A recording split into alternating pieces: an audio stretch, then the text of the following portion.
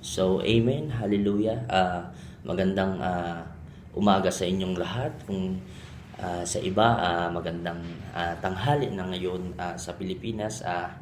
Ngayon po, marami pong nangyayaring mga kaguluhan ngayon o kaya kumakalat na epidemya sa mundo natin. Pero ang Lord nagpapaalala po sa atin na hindi po tayo kailangan mangamba, hindi po tayo kailangan matakot sa kung ano-ano mga bagay na dumarating ng mga suliranin sa ating mga buhay sapagkat ang Diyos ay palaging naandyan, nakaagapay sa atin at laging kailangan lang natin tumawag sa ating Panginoon dahil ang pagmamahal at grasya ng Panginoon at habag niya ay hindi nagmamaliw sa bawat isa. Sinabi nga sa Psalms 46 verse 10, be still and know that I am with you. So kasama natin ng Diyos na kahit saan tayo pumunta, na kahit sa madidilim at mapanganib man na sitwasyon ng ating buhay at puno ng problema na para bagang minsan ay babagsak na tayo, ang Diyos po ay hindi po siya nakakalimot at alam niya po ang saktong oras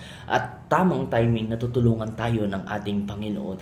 Kaya kasama natin palagi ang Diyos, hindi natin kailangan mangamba sa kahit anumang problema. Kaya huwag tayong masyadong mag-focus sa mga social media ngayon. Kung magpo-post tayo o may mga tao talaga na gusto nila mag-post, ipakita yung mga ganito nangyayari. Pero kapag pinokus natin ang ating isipan diyan po sa mga problema ng bansa, ng mga problema ng mga virus na yan, o kaya ng earthquake, o kaya ng tsunami, o kahit anumang uri ng sakit, ay talagang tayo ay manghihina sa pananampalataya natin. Sa mga nangyayari pong iyan, naniniwala po tayo na kontrolado po ng Diyos ang mga bagay-bagay dito sa mundo. Kung naniniwala po tayo, ay itiwala natin, ilagay natin ang ating pananampalataya at pagtitiwala natin sa ating Panginoon.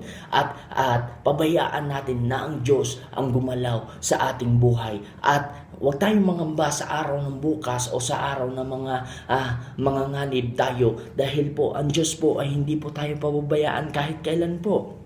Dahil sinabi sa Romans 8:31, if God is for us, who can be against us?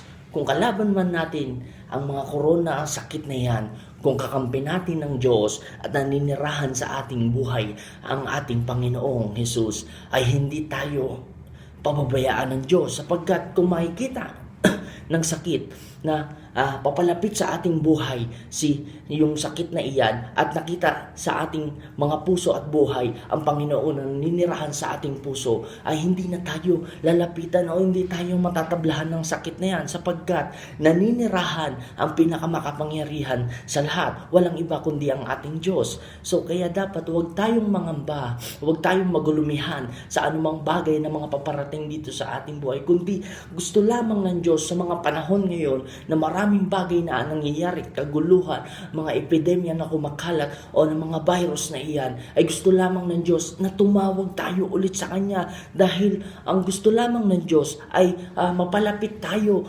kasi yung mga kasalanan natin, hindi yung mga kasalanan ng mga komot, yung mga nagsisigarilyo ka, nagsusugal ka, umiinom ka, hindi yun. Yung kasalanan natin na sinasabi ng Biblia o kaya gusto ng Diyos na hindi na natin gawin, yung malayo sa presensya niya, yung meron tayong ulit na koneksyon kasi sa bawat isa sa atin sinasabi natin na meron tayong Diyos pero hindi talaga natin nalalaman na wala pala talaga tayong koneksyon sa ating Panginoon. Yung hinahanap ng Diyos, yung intimate relationship sa ating Panginoon, yung connection talaga, yung lumalapit tayo palagi sa Panginoon, yung buong-buo, yung tiwala natin sa ating Panginoon. Kaya dapat wala tayong dapat pangambahan sa araw ng bukas o kaya sa pamilya natin na baka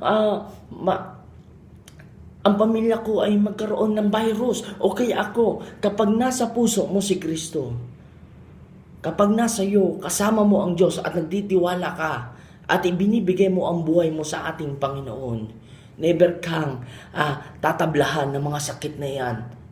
Kung naniniwala ka dahil ng Panginoon po ay makapangyarihan sa lahat ng bagay. Amen po. Lahat ng bagay dito sa mundo ay kontrolado ng Diyos. Kaya dapat tayo sa panahon ngayon ay nagtitiwala na lamang po tayo sa ating Panginoon. Maraming promises dito sa Biblia na hindi ko ma-share lahat, pero may mga puntos lamang ako na ibibigay sa inyo, kagaya ng Isaiah 41:10. So, do not fear, for I am with you. So, kasama natin ng Diyos. Kasama natin kahit saan man tayo. Do not be dismayed, for I am your God. Siya ang ating Diyos. Huwag tayong madismaya o kahit anumang uri tayong malungkot o malumbay. For I am your God, I will strengthen you. Palalakasin tayo. Sa mga oras na ito, nanghihina tayo ngayon, ay bibigyan tayo ng kalakasan. Nalulungkot tayo, bibigyan tayo ng kasiyahan ng Panginoon. Nalulumbay tayo, tumawag lamang tayo sa ating Panginoon, ay bibigyan na tayo ng mga pagpapala sa ating buhay at magtiwala lamang tayo sa Diyos. And help you. I will strengthen you and help you. Tutulungan tayo ng Diyos. Kung yung mga ibon nga na gumagala sa impapawid at yung mga hayop na wala naman nagpapakain sa kanila ay nabubuhay na matagal na panahon, tayo pa kaya na nilikha ng Panginoon sa kanyang imahe? Na pabayaan tayo ng Diyos? Siyempre hindi po. Kailangan po tayo na laging lumapit lamang sa Panginoon para alam ng Diyos na tayo ay may pagbabalik ng utang na loob, may pagpapasalamat sapagkat minsan sa ating buhay, dumarating yung mga punto na kapag tayo ay may mga dumarating na magpapala sa ating buhay, ay nakakalimot na tayo sa Diyos. Kung meron lamang problema, trahedya o mga virus o kahit anumang mga uri ng problema na dumarating sa mundo dito, lindol, sakuna o kaya pagputok ng bulkan, ay doon pa lamang tayo tatawag sa Diyos. Hindi, mali po ang pag-iisip po natin na ganyan. Dapat po, even na meron tayong blessing o wala tayong blessing, kailangan po natin magpasalamat at magbalik loob sa ating Panginoon at tumawag at palagi nating mahalin sa ating puso at buhay ang ating Panginoon. Kaya po, I will uphold you with my righteous right hand. Lagi tayong iingatan ng Panginoon na kahit parabagang sa panahon ngayon, sa maraming trahedya na nangyayari sa ating buhay, na parabagang lulubog na tayo sa isang kumunoy at hindi na tayo makaahon, hahawakan tayo ng kanang kamay ng ating Panginoon at iaangat tayo ng patuloy upang makaahon sa buhay na ito. Magtiwala lamang po tayo at ang ating pag-asa ibigay natin sa Panginoon at never tayong pababayaan ng ating Diyos.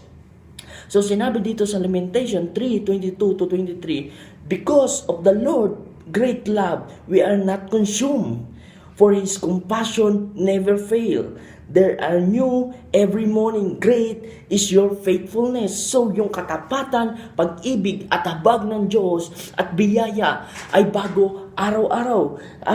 Because of the Lord great love, we are not consumed, for His compassion never fail. They are new every morning. Ang pag-ibig, habag at pagpapala sa buhay natin at pagpapagaling sa bawat membro ng pamilya o kamag-anak natin ay bago araw-araw. Kaya tayo dapat ng mga tao dito sa mundong ito ay marunong po tayong tumawag at magbalik loob sa ating Panginoon. Mahalin natin ang ating Diyos dahil sapagkat sinasabi lang natin minsan na meron tayong Diyos pero sa buhay natin hindi talaga makikita dahil ayun po ang gusto ng ating Panginoon, yung tumawag tayo sa Kanya, yung makita natin ang mukha ng Diyos, ang pagmamahal ng Diyos ay maranasan natin sapagkat kaya nangyayari ang mga trahedya na ito, hindi natin maisisisi sa Diyos, kundi minsan may sisisi natin sa mga tao o kaya sa buhay natin dahil minsan nangyayari ang trahedyang ito kaya hindi pinagpapala ang bawat bansa dahil po hindi na marunong tumawag at magbalik loob sa Diyos.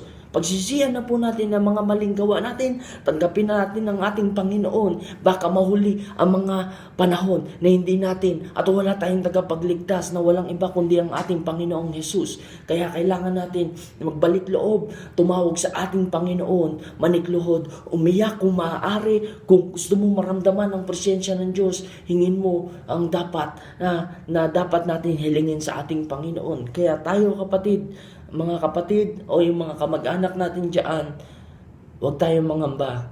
Manalangin lang po tayo. Magtiwala lamang sa Panginoon.